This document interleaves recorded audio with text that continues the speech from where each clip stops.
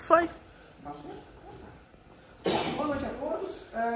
Vamos fazer a minha apresentação do tema os horrores da bomba atômica, as consequências do plano atual. Meu nome é João Rodrigues Chiarelli. Tá? Essa atividade, estou fazendo a apresentação da atividade de extensão da URGS, chamada Oficina de China e Leste Asiático.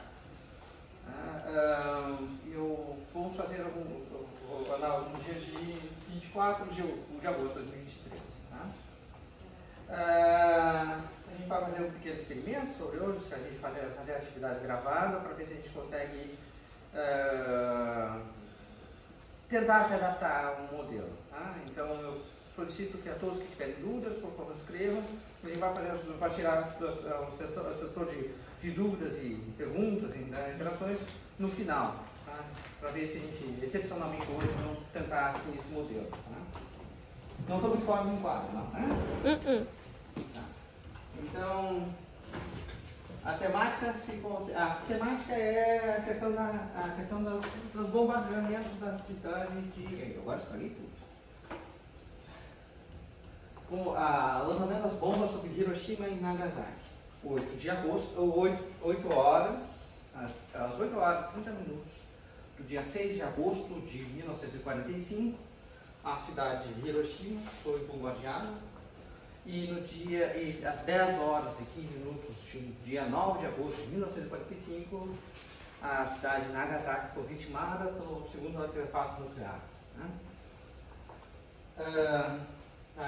Durante a explosão, após a explosão, os centros urbanos dessas cidades foram completamente dizimados. Eu peço a todos que prestem bem atenção nessa imagem, que há uma questão que eu vou retomar ela mais tarde ao longo da apresentação, mas que leva em consideração de que as cidades, tanto de Hiroshima quanto Nagasaki, eram cidades modernas, eram cidades construídas de alvenaria. A gente vê os escombros a gente precisa prestar bem atenção, os escombros de cidades feitas de construções feitas de tijolos. Eu vou retomar esse aspecto logo adiante. Lembrando que essas cidades eram cidades densamente povoadas. Aqui uma foto durante a explosão, é ocorrida sobre a cidade de Nagasaki. Esse aqui é um posto militar ao norte da cidade, onde a guarnição local fez a fotografia da explosão. Novamente, dizimou por completo o centro das cidades.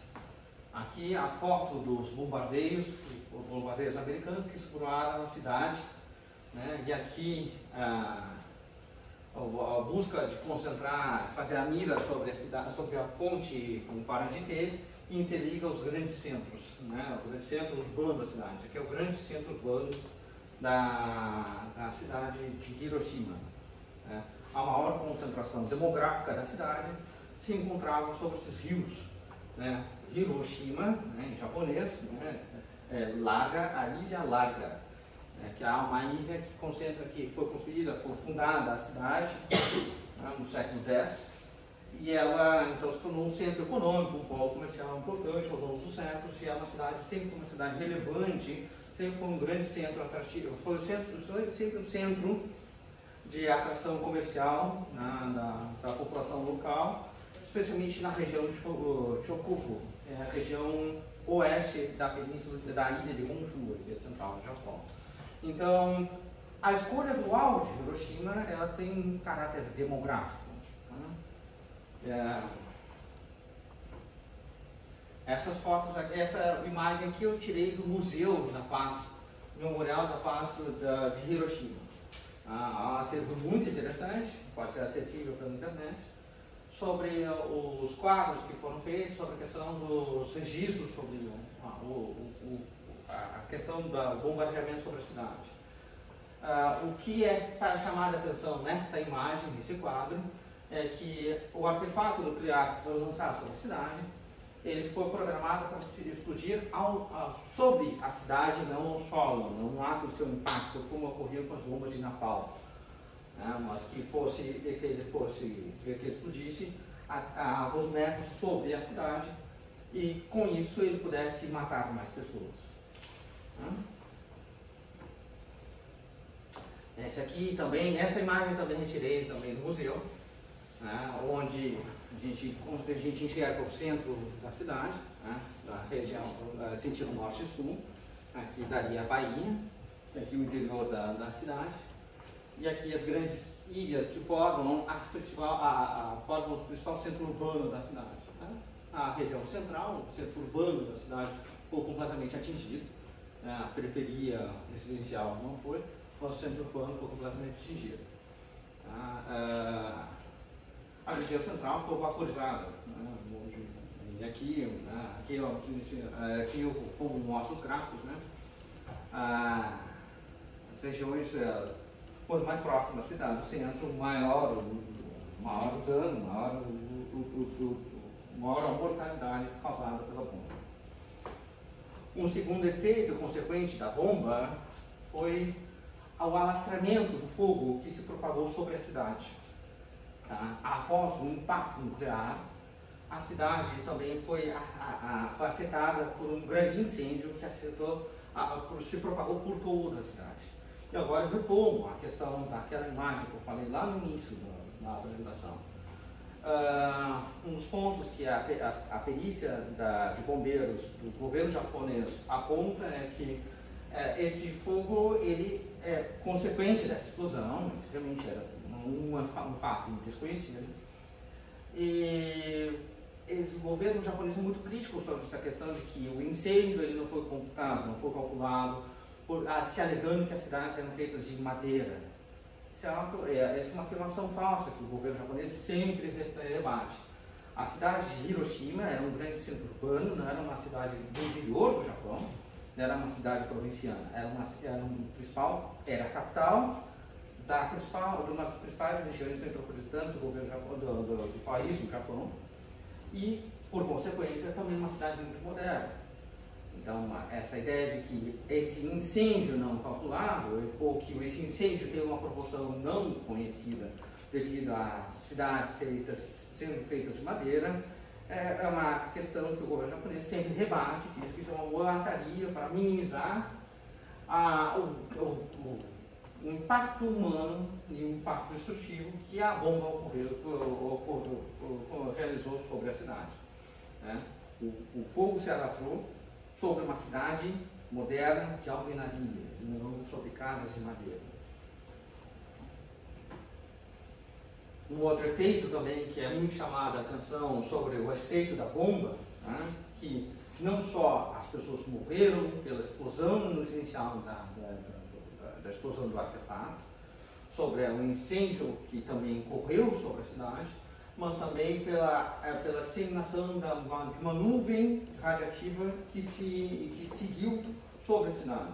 Como eu mostrei antes, né, esse aqui seria o centro urbano da cidade, as principais ilhas que formam o centro urbano da cidade de Hiroshima, e o vento propagou uma nuvem radiativa sobre a região,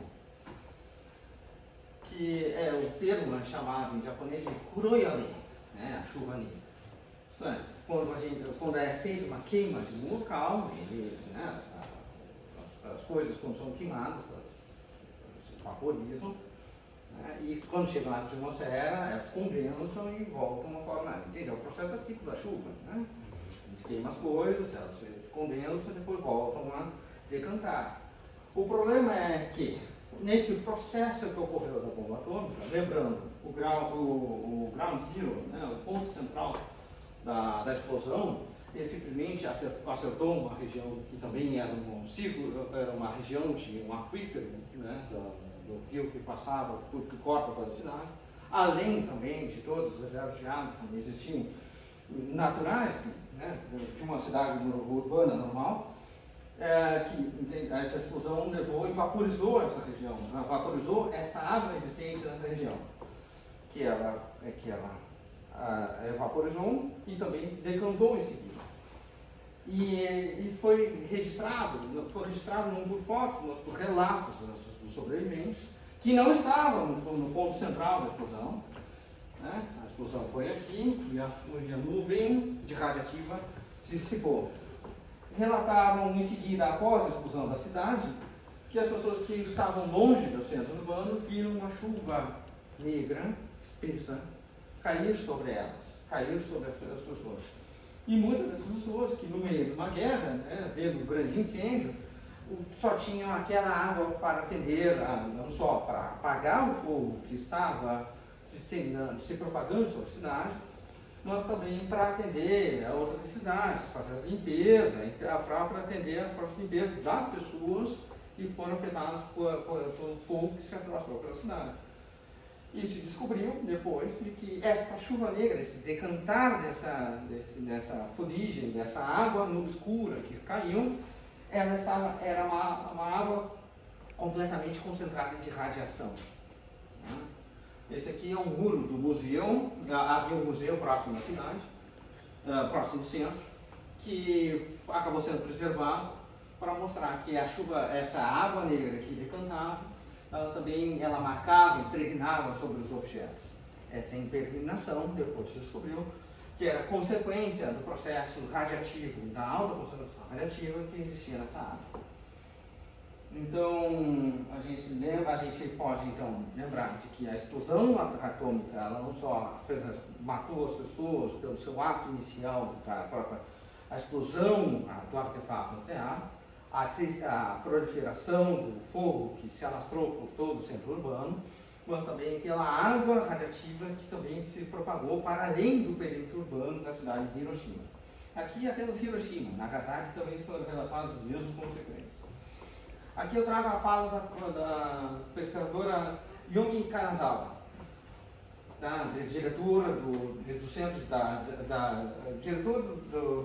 Paz, diretora de mídia do Centro da Paz do Museu de Hiroshima, que ela levanta alguns pontos que estão no registro do próprio museu, de que esse número de que 140 mil pessoas morreram em Hiroshima, é uma estimativa.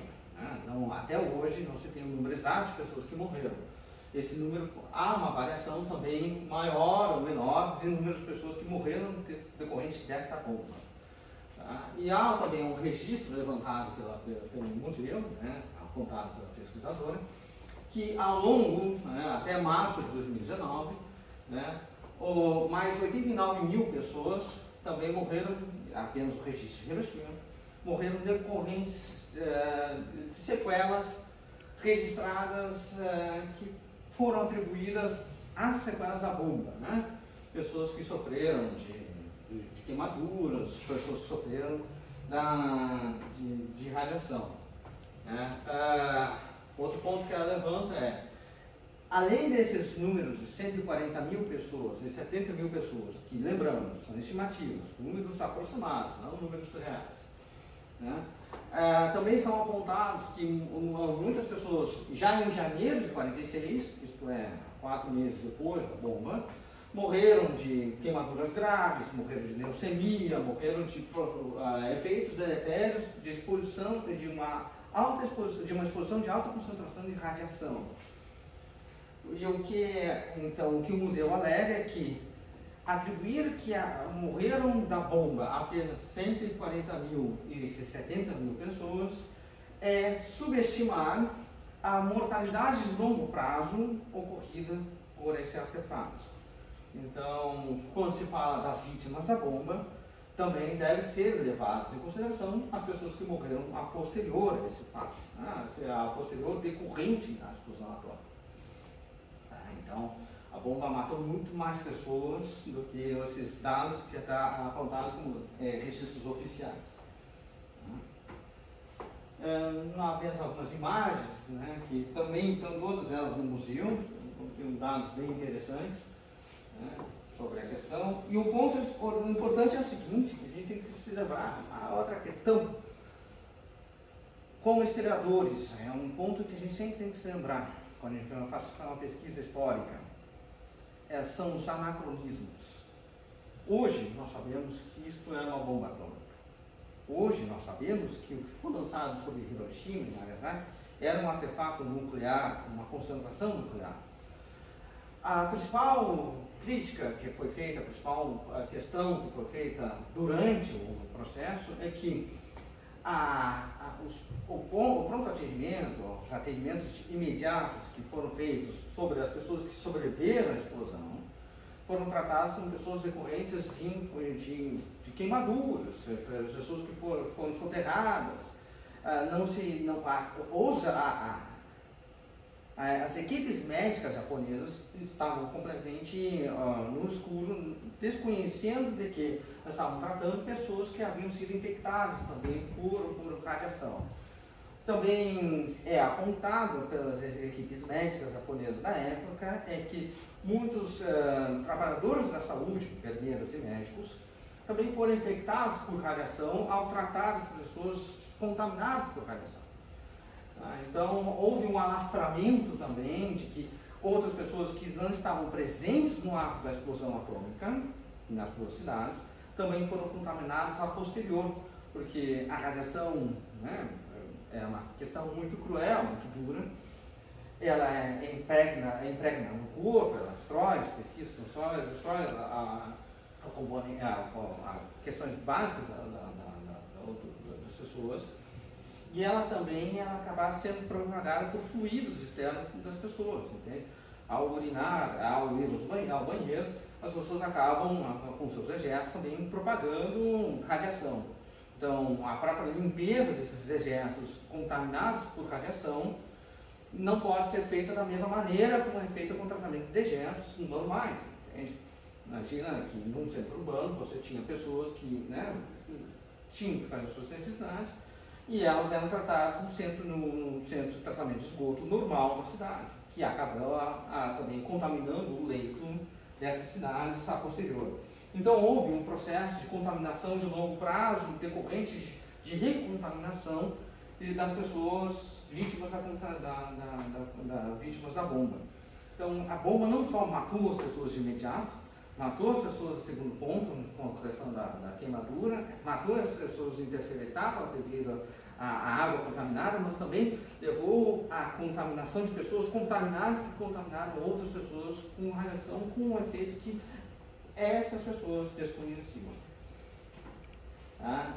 Aqui há também uma série de imagens, eu trouxe apenas, estou meio decente, meu pudor de tratar essas imagens mais leves, né? Peguei alguns caráteres exemplares, mas existem imagens muito mais pesadas. Tomei cuidado de não tratar isso tratar essa questão com devido respeito, né? Mas havia muitas pessoas, existem muitas dessas imagens no ponto central da cidade que foram retiradas, de pessoas que simplesmente foram vaporizadas, né? A bomba, a explosão, no ponto central, no centro da explosão, ela ultrapassou muitas vezes mais de 1000 graus Celsius, né? As pessoas, objetos foram vaporizados por completo no ato da explosão. Dessa pessoa que estava trabalhando aqui, né? Só sobrou algumas imagens, né? Depois há uma série de filmes e livros também que tratam sobre a questão das pessoas, da decorrência da bomba, da explosão.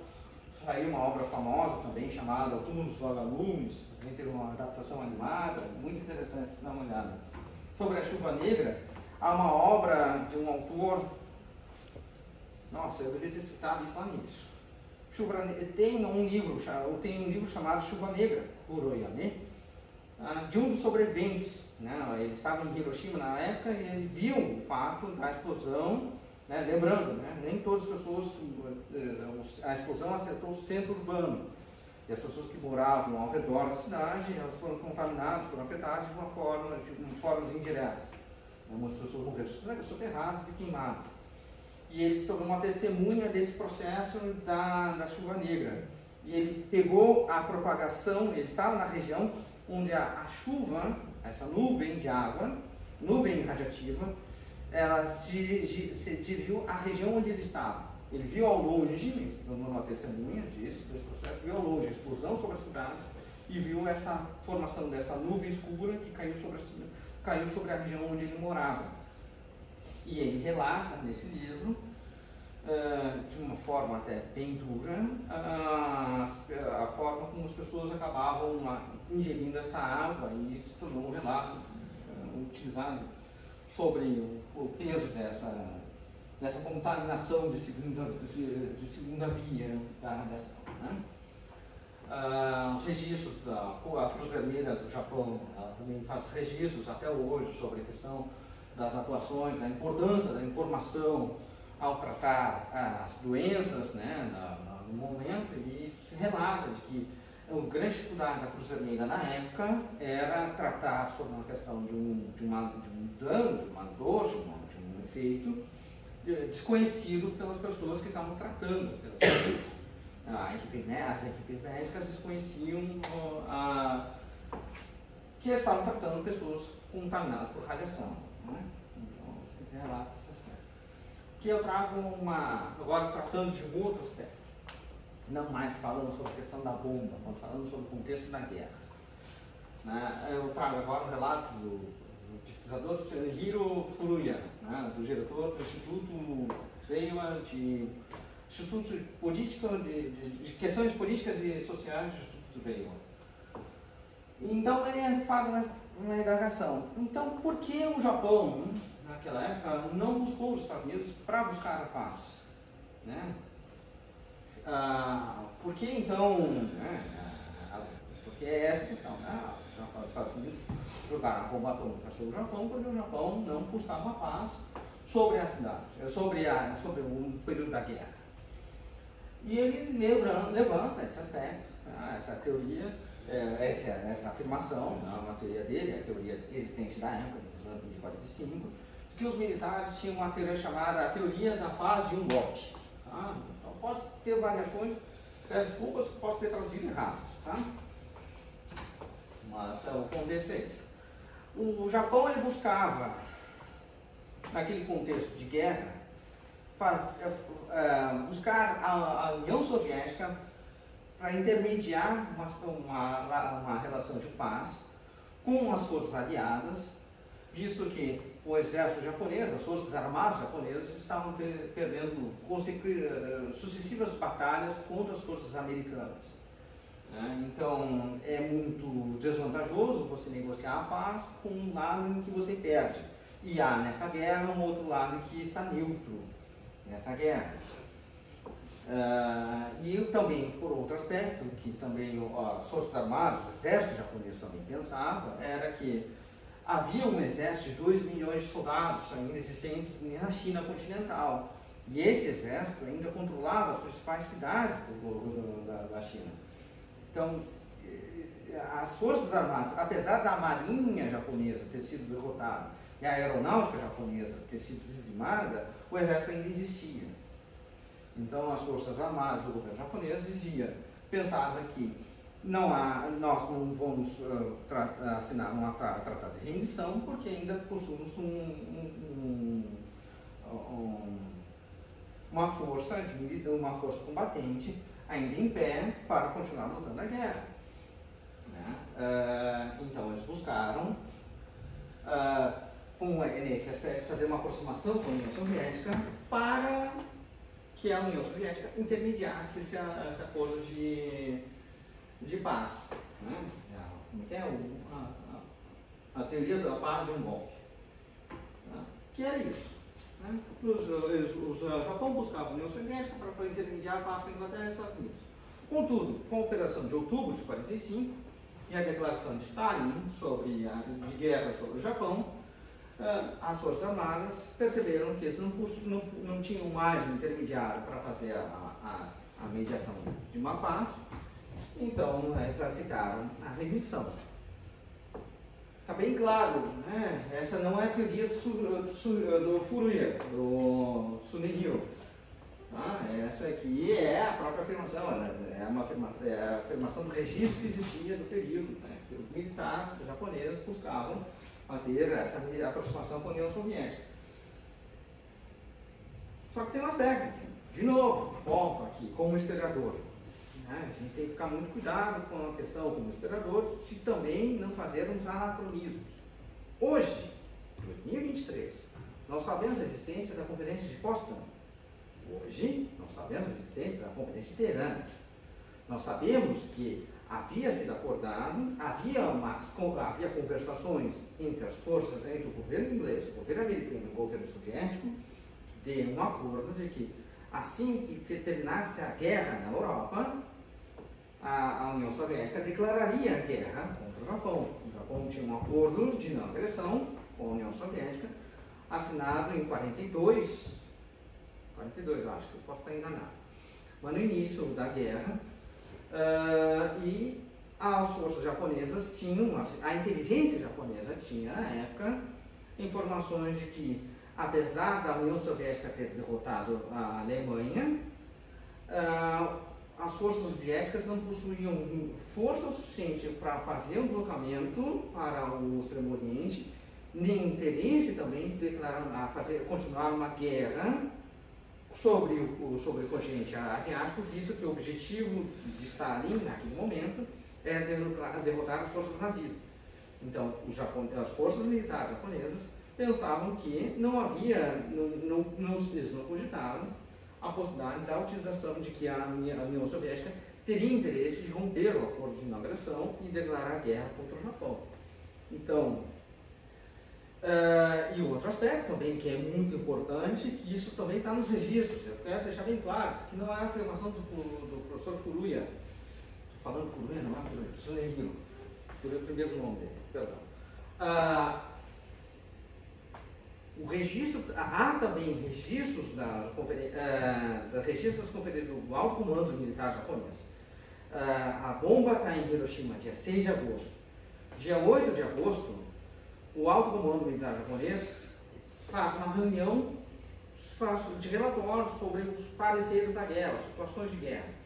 E os registros que tinham, os registros dos relatórios dos confrontos que o Alto Comando japonês recebeu naquele momento sobre Hiroshima, lembrando, né, a bomba havia caído em 2 dias antes, é de que havia um grande incêndio de grandes proporções que se alastrava sobre a cidade e as forças os bombeiros na época tinham dificuldade de chegar ao centro da cidade.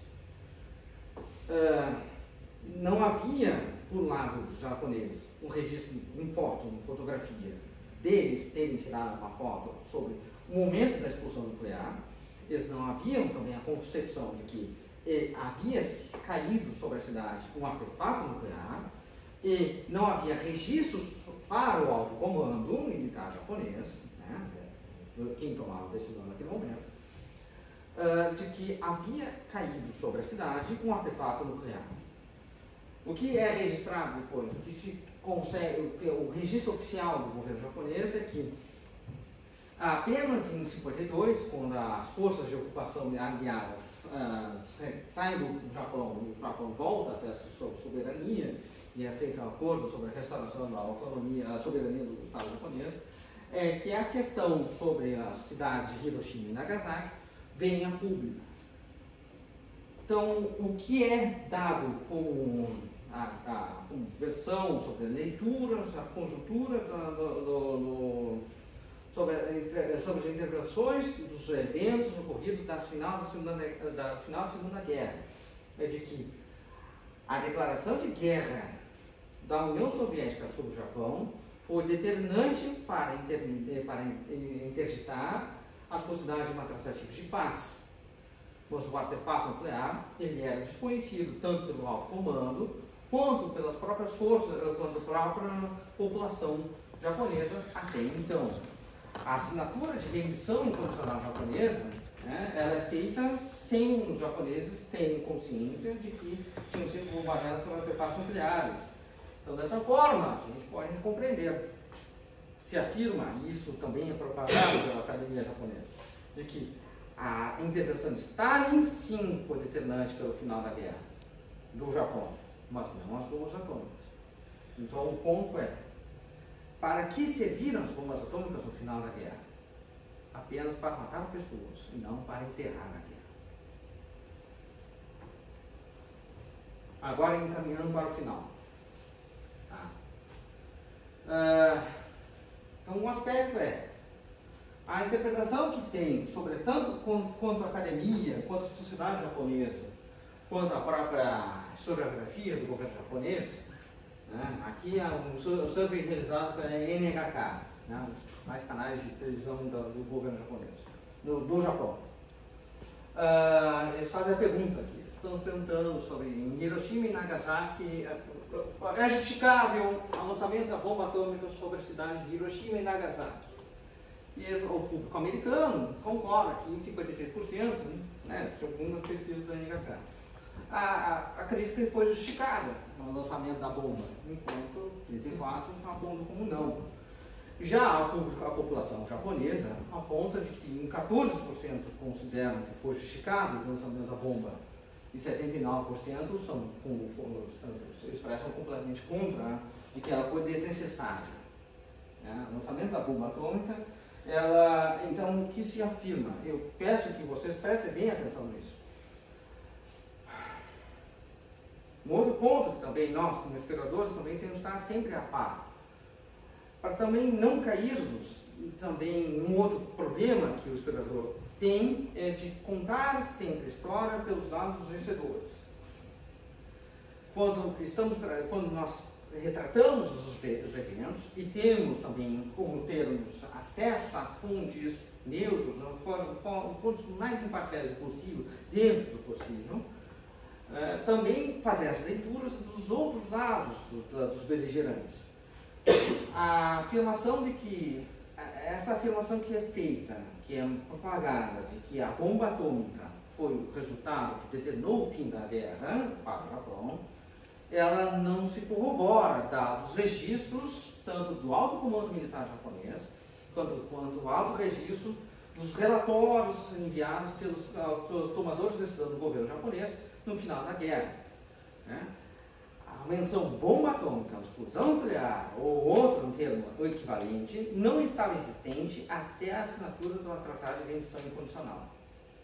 Mas sim, e isso sim foi importante e determinante, e isso sim foi o resultado das reuniões subsequentes, a declaração de guerra da União Soviética sobre o Japão e a ocupação e a expulsão das forças militares japonesas sobre a Manchúria.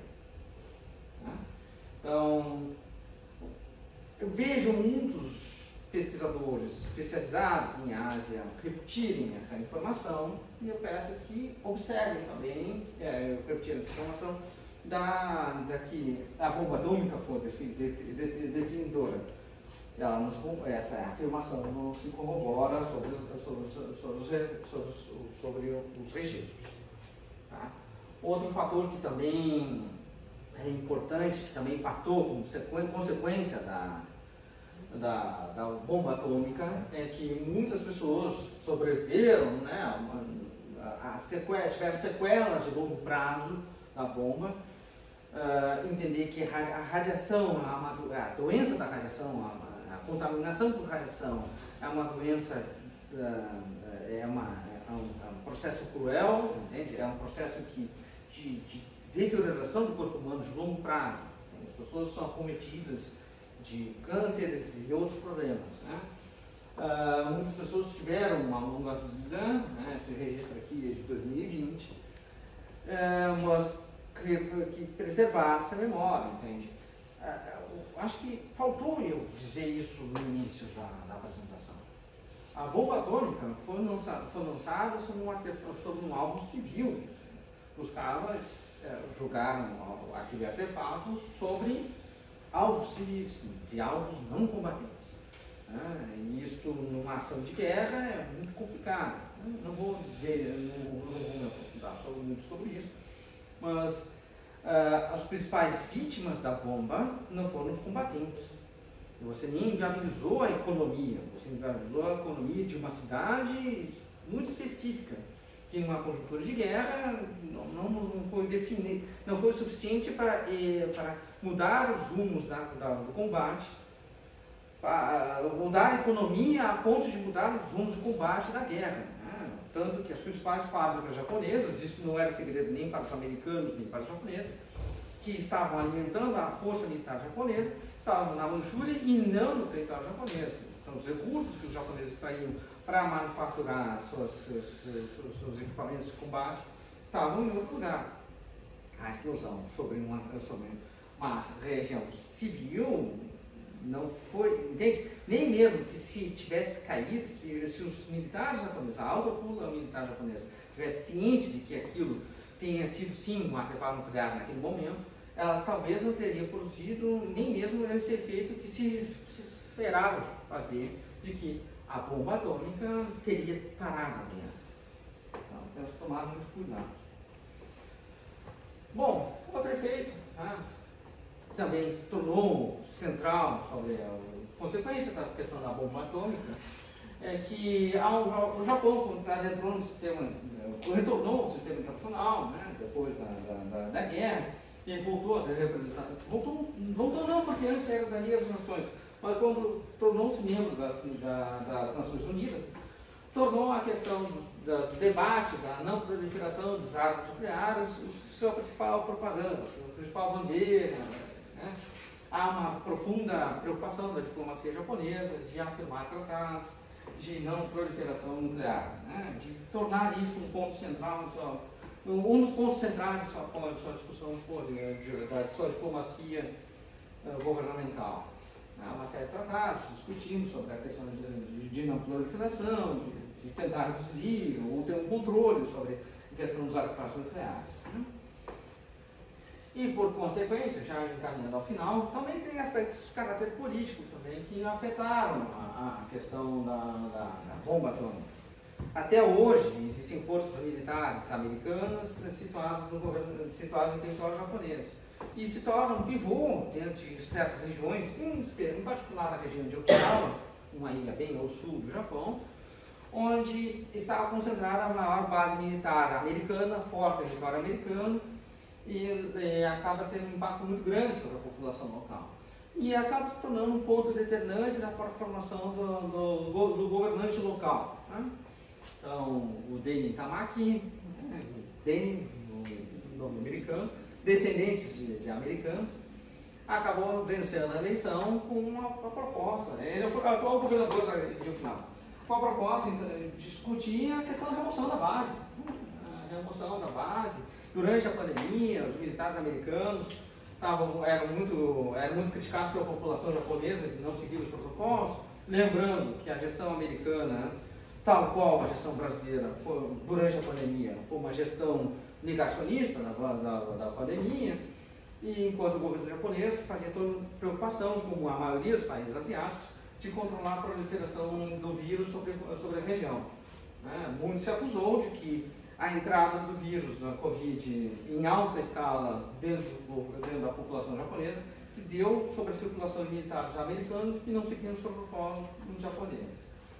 E, inclusive, foi a questão, a própria base de Futema, né, a base de Futema em Okinawa, que também tornou pivô de outros governadores anteriores, inclusive tornou um ponto central do Yukio Hatoyama, primeiro-ministro japonês de 2010, que também estava querendo discutir a remoção dessa base americana, ou reduzir a presença americana na região.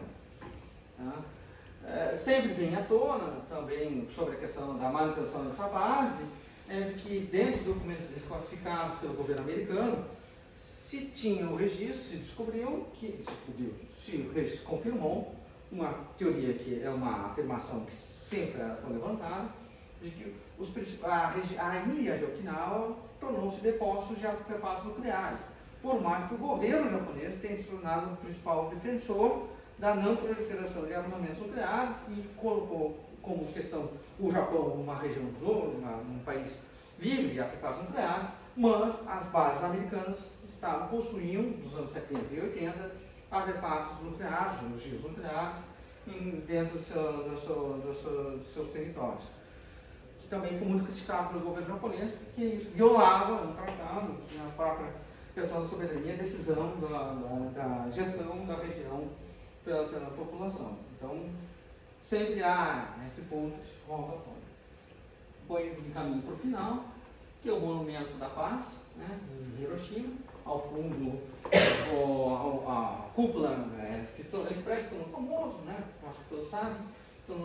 Na época era um centro se tornou um centro de atividades comerciais internacionais, uma feira internacional de comércio que tinha sobre a cidade de Hiroshima, uma cidade moderna, entende? Uma construção de alvenaria. E aqui embaixo a imagem também a principal imagem do símbolo da paz, a busca pela paz, né, que está no ponto macro na cidade de Nagasaki. Tá? Então, com isso, essa é a apresentação. Se alguém tiver alguma questão para levantar,